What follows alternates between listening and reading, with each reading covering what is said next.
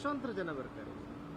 ಆದರೆ ಇಲ್ಲಿಯ ಸಮಿತಿ ಏನಿತ್ತು ಅದರಲ್ಲಿ ಅವ್ಯವಹಾರ ಆಗಿದೆ, ಭಾರಿ ಕೋಟ್ಯಾಂತರ ರೂಪಾಯಿ ಅವ್ಯವಹಾರ ಆಗಿದೆ ಆರೋಪ ಕೇಳಿದೆ. ಈಗ ಎಲೆಕ್ಷನ್ ಡಿಕ್ಲೇರ್ ಆಗಿದೆ, ಹೇಗೆ ಮುಂದೆ?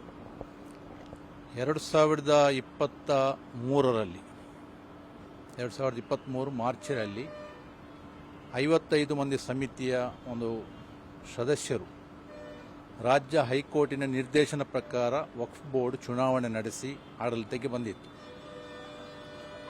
ಒಂದು ಉತ್ತಮವಾದ ಆಡಳಿತ ಸಮಿತಿಯ ನಿರೀಕ್ಷೆಯನ್ನಿಟ್ಟುಕೊಂಡು ನಾನು ಕೂಡ ಅದರಲ್ಲಿ ಸದಸ್ಯನಾಗಿದ್ದೆ. ಬರುತ್ತಾ 6 ತಿಂಗಳು ಕಳೆದ ಕೂಡಲೇ ಇವರ ಮೇಲೆ ಭ್ರಷ್ಟಾಚಾರದ ಆರೋಪ ಒಂದೊಂದಾಗಿ ಹೊರಬರಲಿಕ್ಕೆ ಆರಂಭವಾಯಿತು. ಆದರೆ ಇದೊಂದು ಧಾರ್ಮಿಕ ಕೇಂದ್ರ ಅಂತ ಹೇಳಿ ಭಾವಿಸಿ ನಾವು ಅಲ್ಲಿಂದಲ್ಲಿಗೆ ಏನೋ ಒಂದು ಸರಿ ಮಾಡಿಕೊಂಡು ಹೋಗೋಣ ಅನ್ನುವ ದೃಷ್ಟಿಯಲ್ಲಿ ಸುಮಾರು 1.5 ವರ್ಷ ನಾವು ಇವರೊಟ್ಟಿಗೆ ಏನು ಆಡಳಿತ ಸಮಿತಿಯ ಪದಾಧಿಕಾರಿಗಳಿದ್ದಾರ ಅವರೊಟ್ಟಿಗೆ ನಾವು ಚರ್ಚೆ ಮಾಡಿ ಇದನ್ನೊಂದು ಒಳ್ಳೆಯ ರೀತಿಯಲ್ಲಿ ಕೊಂಡೋಗೋಣ ಅಂತ ಹೇಳಿ ನಾವು ರಿಕ್ವೆಸ್ಟ್ ಮಾಡಿದರೂ ಕೂಡ ಪ್ರಥಮ 48 ಮಂದಿ ಸದಸ್ಯರು ಕೂಡ ಇದರ ಬಗ್ಗೆ ಧ್ವನಿ ಎತ್ತಿದ್ರು. ಆದರೆ ಇವರ ನಡವಳಿಕೆ ದಿನಗಳೆದಂತೆ ಸ್ವಾರ್ಥದ ಆಡಳಿತವನ್ನು ನೀಡಲಿಕ್ಕೆ ಹೊರಟರು.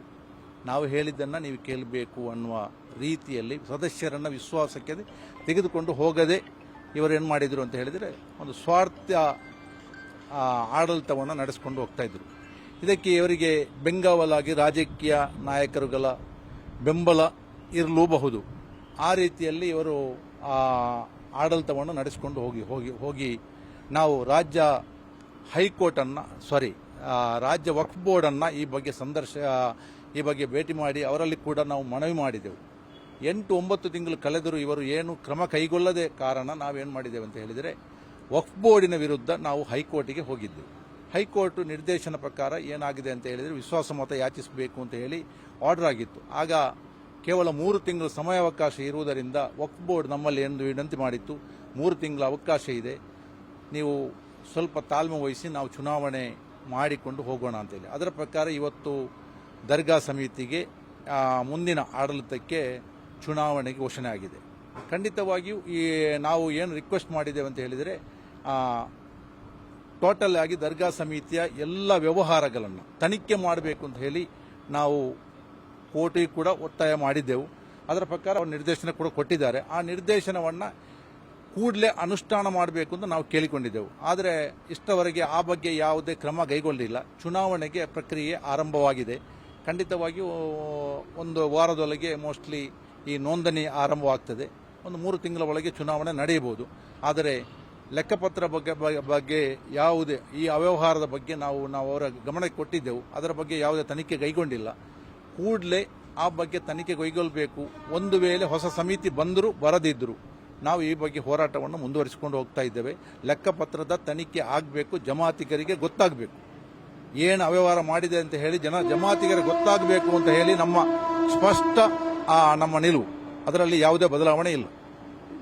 ಎಲ್ಲೆಲ್ಲಿ ಅವ್ಯವಹಾರ ಆಗಿದೆ, ಯಾವ ವಿಚಾರ? ಖಂಡಿತವಾಗಿಯೂ ಯಾಕೆಂತ ಹೇಳಿದರೆ ರಾಜ್ಯ ಸರ್ಕಾರ ನೀಡಿದಂಥ ಅನುದಾನದಲ್ಲಿ ಕೂಡ ಅವ್ಯವಹಾರ ಆಗಿದೆ ಅಂತ ಹೇಳಿ ನಮಗೆ ಭಾವನೆ. ಯಾಕೆಂತ ಹೇಳಿದರೆ ಅಷ್ಟು ಕೊಟ್ಟಿದ್ದೇವೆ ಇಷ್ಟು ಕೊಟ್ಟಿದ್ದೇವೆ ಅಂತ ಹೇಳಿ ಬಂದು ಇಲ್ಲಿ ಬಾಯಲ್ಲಿ ಹೇಳ್ತಾ ಇದ್ದಾರೆ. ಆದರೆ ಸರಿಯಾದ ಲೆಕ್ಕಪತ್ರವನ್ನು ಸಮಿತಿ ಸಭೆಯ ಸದಸ್ಯರಿಗೆ 1 ವಾರದ ಮೊದಲು ಕೊಡಬೇಕಾಗಿತ್ತು. ಇಷ್ಟರವರೆಗೆ ನಾನು ನೋಡಿದ ಪ್ರಕಾರ ಇಷ್ಟರವರೆಗೆ ಸಮಿತಿ ಸದಸ್ಯರಿಗೆ ಲೆಕ್ಕಪತ್ರವನ್ನು 1 ವಾರದ ಒಳಗೆ ನೋಟಿಸ್ ಕೊಡುವಂಥ ಕ್ರಮ ಅದನ್ನು ಮಾಡಲೇ ಇಲ್ಲ. ಸಭೆಯಲ್ಲಿ ಏನು ಮಾಡ್ತಾರೆ ಅಂತ ಹೇಳಿ ಸಭೆ ಆರಂಭವಾದ ನಂತರ ಕೇವಲ ಒಂದು ಲೆಕ್ಕಪತ್ರದ ಒಂದು ಪ್ರತಿಯನ್ನು ಕೊಟ್ಟು ಅದರ ಬಗ್ಗೆ ಚರ್ಚೆ ಮಾಡಲಿಕ್ಕೆ ಅಲ್ಲಿ ಟೈಮ್ ಎಲ್ಲಿ ಉಂಟು, ಅದನ್ನು ನೋಡಲಿಕ್ಕೆ ಎಲ್ಲಿ ಉಂಟು, ಅದರ ಬಗ್ಗೆ ವಿಶ್ಲೇಷಣೆ ಮಾಡಲಿಕ್ಕೆ ಟೈಮ್ ಎಲ್ಲಿ ಉಂಟು. ಕೇವಲ 1-1.5 ಗಂಟೆ ಮೀಟಿಂಗ್. ಈ 1.5 ಗಂಟೆ ಮೀಟಿಂಗಲ್ಲಿ ಈ ಒಂದು ಲೆಕ್ಕಪತ್ರ ಆಗಲೇ ಕೊಟ್ಟರೆ ಅದರ ಬಗ್ಗೆ ಚರ್ಚೆ ಮಾಡೋದು ಹೇಗೆ?